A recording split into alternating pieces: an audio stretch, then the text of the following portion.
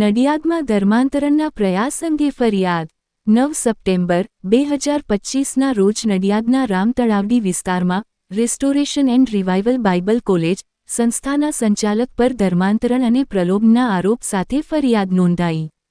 કિશન નરેન્દ્રભાઈ પટેલે નડિયાદ પશ્ચિમ પોલીસ સ્ટેશનમાં સંસ્થાના આયોજકો સ્ટીવન મેકવાન અને સ્મિથ મેકવાન વિરુદ્ધ ફરિયાદ દાખલ કરી. ફરિયાદમાં જણાવાયું કે આશરે 50 યુવક યુવતીઓ, મોટે ભાગે દાહોદના હિન્દુ આદિવાસીઓ, પ્રાર્થનામાં સામેલ હતા. આયોજકોએ ધાર્મિક શિક્ષણ અને પ્રચારનો હેતુ જણાવ્યો, જ્યારે ફરિયાદીએ ધર્માંતરણનો આરોપ લગાવ્યો. DYSP VR. બાજપાઈએ જણાવ્યું કે તપાસ ચાલુ છે અને ધર્માંતરણની બાબત હજુ અસ્પષ્ટ છે.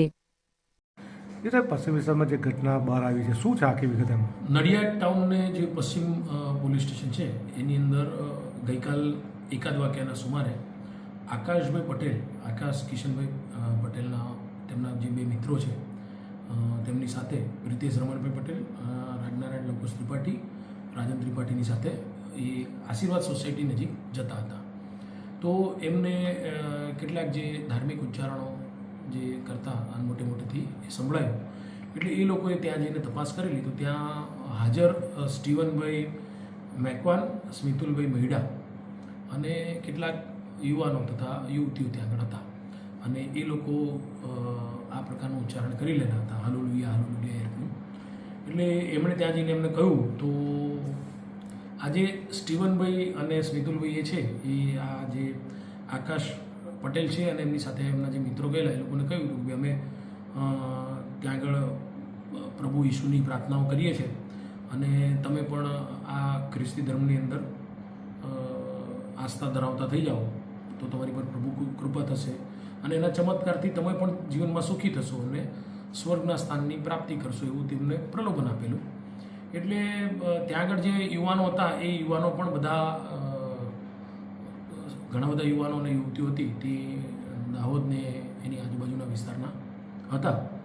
હવે આ જે પ્રલોભન આપતા ગુજરાત જે ધર્મ સ્વાતંત્રતા અધિનિયમ છે એની જે કલમ 4(1) અને 4(2) મુજબ ફરિયાદી આકાશભાઈ પટેલે એ પોતાને પ્રલોભન આ રીતે આપેલું છે તે અન્વયની એક ફરિયાદ આપેલી છે અને પોલીસે હાલમાં તપાસ હાથ ધરેલી છે. યુવક યુવતીઓ ક્યાંના હતા, કેટલા લોકો હતા, એવું કંઈ જાણવા મળ્યું? યુવક યુવતીઓ 50 ઉપરાંત યુવક યુવતીઓ હતા અને તેમાંથી જે જોવા જઈએ તો દાહોદ, એમાં ફતેપુરાની આજુબાજુના વિસ્તારના, રાજસ્થાનના, મધ્યપ્રદેશના અને ઉત્તર પ્રદેશના યુવક યુવતીઓ હતા તેવી માહિતી મળેલી છે. કઈ કાસ્ટના હતા અને આ લોકોના ધર્મ પરિવર્તન કરાતા હતા, શું કરતા હતા એમ?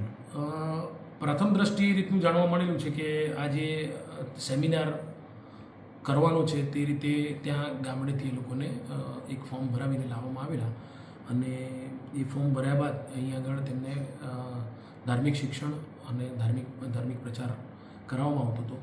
વિશેષમાં ધર્મ પરિવર્તન કરાવતા કે કેમ તે અંગેની તપાસ હાલમાં પોલીસે હાથ ધરેલી છે.